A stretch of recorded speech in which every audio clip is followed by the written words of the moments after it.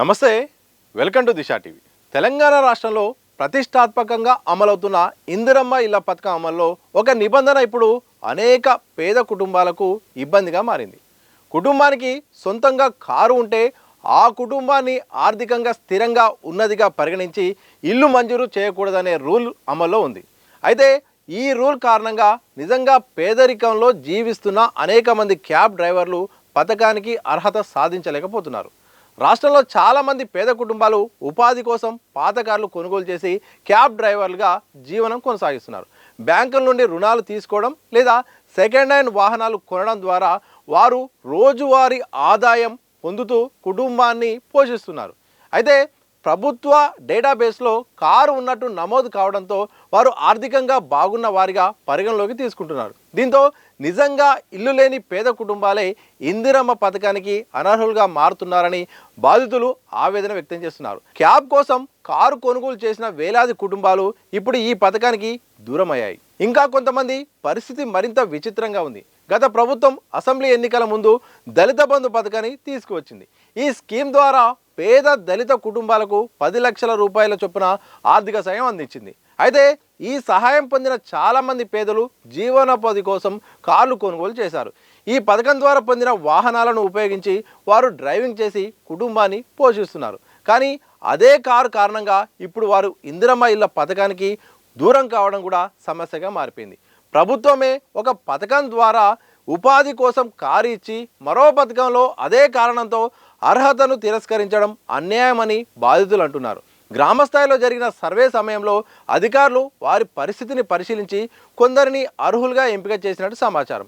కానీ ఆ తర్వాత వాహనాల వివరాలు పరిశీలించగా కారు ఉన్నట్టు గుర్తించడంతో కొంతమందికి మంజూరైన ఇళ్లను రద్దు చేసినట్టు తెలుస్తోంది. దీంతో ఇల్లు వస్తుందనే ఆశతో ఎదురు చూస్తున్న పేద కుటుంబాలు తీవ్ర నిరాశకు గురవుతున్నాయి.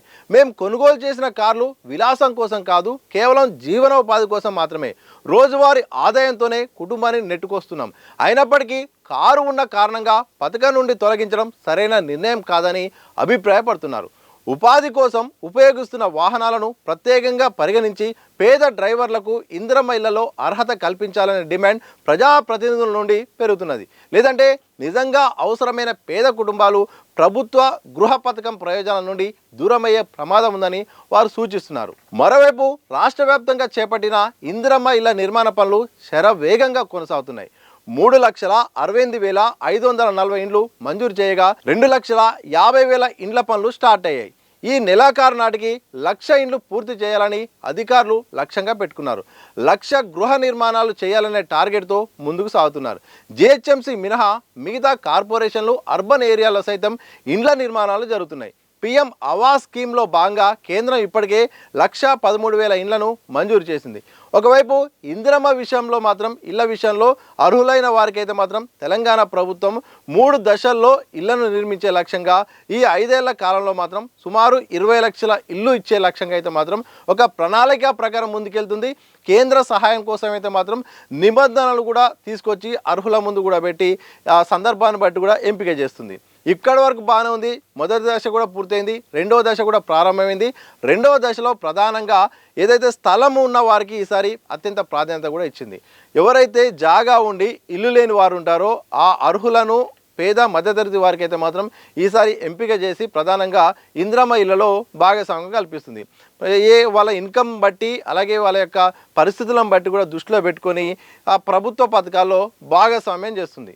ఇక్కడి వరకు బాగానే ఉంది, అన్ని రకాలుగా చేస్తున్నారు. కానీ ఒక నిబంధన అనేది ఇప్పుడు అర్హులను అయితే మాత్రం ఇబ్బందికరంగా గురి చేస్తుంది. ప్రధానంగా పేద మధ్యతరగతి వారికి అదొక సమస్యగా మారిపోయింది.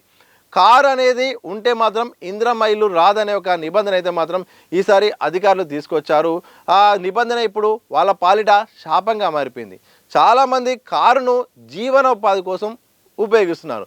రోజువారీ ఖర్చులు ఎలా తీసుకోవడానికి కారును కిరాయికి తీసుకెళ్లడమో లేకపోతే వివిధ రకాలుగా అయితే మాత్రం దాన్ని ఆదాయం కోసం రోజువారీ అవసరాల కోసమో ఆదాయం కోసం అయితే మాత్రం ఆ యొక్క దాన్ని ఒక ఇన్కమ్ సోర్స్ లాగా అయితే మాత్రం దాన్ని ఉపయోగించుకుంటున్నారు. కానీ ఇప్పుడు అదే కారు ఇప్పుడు ఇది అర్హులకైతే మాత్రం అది ఇబ్బందికరంగా మారింది. చాలామంది ఆశావోలు సొంత ఇండ్లు లేక ఇబ్బంది పడుతున్నారు. ఇదే సందర్భంలో కొంతమంది కొత్త కారు కొనుక్కొని లోన్లు పెట్టుకొని వాళ్ళైతే మాత్రం రోజు కూడా ఇటు క్యాబ్ సర్వీస్ నడిపించుకుంటూ బయట కిరాయిలు నడిపించుకుంటూ జీవనోపాధి కొనసాగిస్తుంటే, మరికొంతమంది అయితే మాత్రం సెకండ్ హ్యాండ్ వెహికల్ని కూడా కొనుగోలు చేసి వాళ్ళ రిజిస్ట్రేషన్ వాళ్ళ మీద చేయించుకొని కూడా ఇక వాళ్ళ జీవనోపాధి కొనసాగిస్తున్నారు. ఇప్పుడు ఇదే సమస్య ఈ యొక్క రూల్ కారణంగా వారిని సొంతింటి కలకు దూరం చేస్తుంది.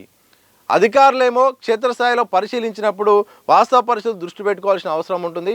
కొంతమందికి కార్ అనేది లగ్జరీ, కొంతమందికి కార్ అనేది వాళ్ళ ఇన్కమ్ సోర్సు. మరి ఇన్కమ్ సోర్స్ను దృష్టిలో పెట్టుకొని వాళ్ళ ఆర్థిక పరిస్థితిని దృష్టిలో పెట్టుకొని వారికి అర్హులుగా వివిధ ప్రభుత్వ పథకాల్లో చేర్చాల్సిన అవసరం ఉంది.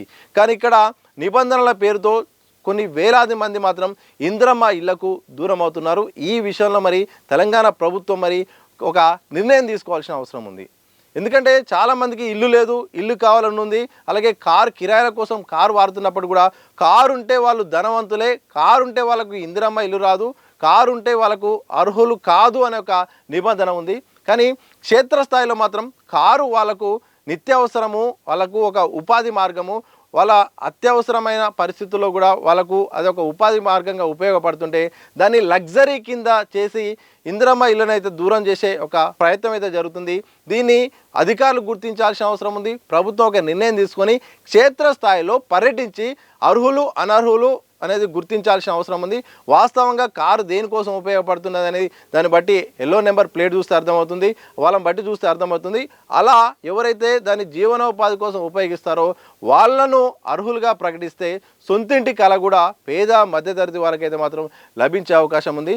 కారు ఉన్న వాళ్ళందరూ కూడా ధనవంతులు కాదు, అలాగే కారు అందరికి కూడా లగ్జరీ కాదు. కొంతమందికి అది జీవనోపాధి, కిరాయిలు వాడుకోవడానికి నడిపిస్తుంటారు. తద్వారా రోజుకు ఇంత సంపాదించుకోవడానికి కూడా దాన్ని ఉపయోగించుకుంటారు. క్యాబ్ సర్వీసులు ఈ మధ్యకాలంలో పెరిగిన కారణంగా ఇటు దాన్ని ఉపయోగించుకుంటారు. ఒకవైపు కారు వాడడం, ఆటో వాడడం కూడా ఈ మధ్య కాలంలో నష్టాల్లో ఉన్నారు. ఒకవైపు క్యాబ్ నుండి కూడా క్యాబ్ సర్వీసెస్ అందిస్తున్న సంస్థలు కూడా దాదాపు పర్సెంటేజ్ తక్కువిస్తున్నాయి.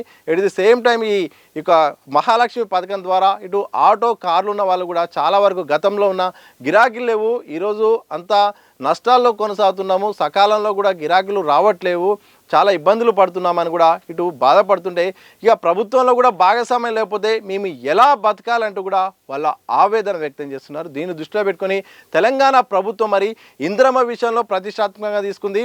పేదవాళ్లకు సరైన విధంగా ఇల్లు అందించాలి, దాదాపు 20 లక్షల ఇండ్లు అయితే మాత్రం 5 ఏళ్లలో అందించాలని లక్ష్యంగా పెట్టుకుంది. దాది అమలు కావాలంటే మాత్రం అర్హులకు అందించాల్సిన అవసరం ఉంది. హైదరాబాద్లో ఎలాగూ హైదరాబాద్లో మురికివాడలను కూడా అక్కడ ఎక్కడో బయట ఇచ్చే బదులు అపార్ట్మెంట్లు నిర్మించి కూడా ఇస్తామని ఒకవైపు ప్రభుత్వం అయితే మాత్రం కీలక నిర్ణయం తీసుకుంది. దీన్ని యాక్సెప్ట్ చేయాల్సిందే. అలాగే ఎవరైతే సొంత జాగా ఉండి ఇల్లు లేని వాళ్ళు ఉంటారో వారికి అర్హత కల్పిస్తూ వారికి ఆర్థిక సాయం కూడా ఇస్తుంది. ఇది కూడా బాగుంది.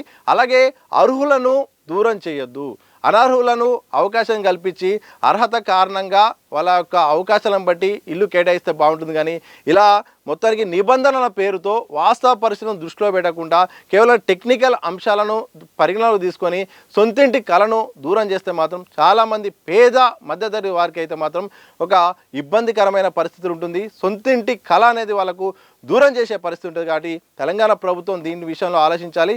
గృహ నిర్మాణ శాఖ కూడా వాస్తవ పరిస్థితులు దృష్టిలో పెట్టుకొని నిబంధనలు మార్చి క్షేత్రస్థాయిలో పరిస్థితులను కూడా గమనించి కూడా అర్హులైన పేద మధ్యతరగతి వారికి కారు ఉన్నప్పటికీ కారు జీవనోపాధి కోసం ఎవరైతే ఉపయోగిస్తారో వారికి అవకాశం కల్పిస్తే అసలైన వారికి సొంతింటి కళ అనేది నెరవేర్చిన బాధ్యత, అలాగే అవకాశం ఇచ్చినట్టుగా తెలంగాణ ప్రభుత్వంపై కూడా ప్రశంసలు వచ్చే అవకాశం ఉంది. ఆ దిశగా మరి రాష్ట్ర ప్రభుత్వం అడుగులు వేస్తుందని కూడా అందరం కూడా భావిద్దాం. మరి ఈ విషయంలో మరి సీఎం రేవంత్ రెడ్డి ఆయన దృష్టికి వస్తే మరి ఎలాంటి నిర్ణయం తీసుకుంటారో లేదో కానీ సాంకేతిక కారణాల వల్ల అర్హులకు పథకం దూరం అయితే మాత్రం ప్రభుత్వ లక్ష్యం అనేది మాత్రం నెరవేరే అవకాశం అయితే ఉండదు.